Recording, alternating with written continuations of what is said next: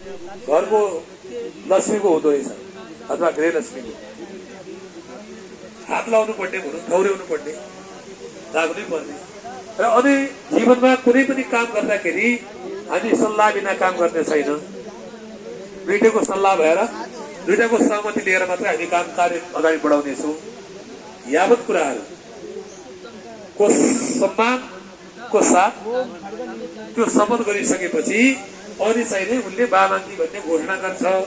बढ्ने हो सिन्दुर भन्ने हुन्छ एउटा, त्यो सिन्दुर चाहिँ शिरमा ढालेर अनि बाबाङ्गी घोषणा हुन्छ।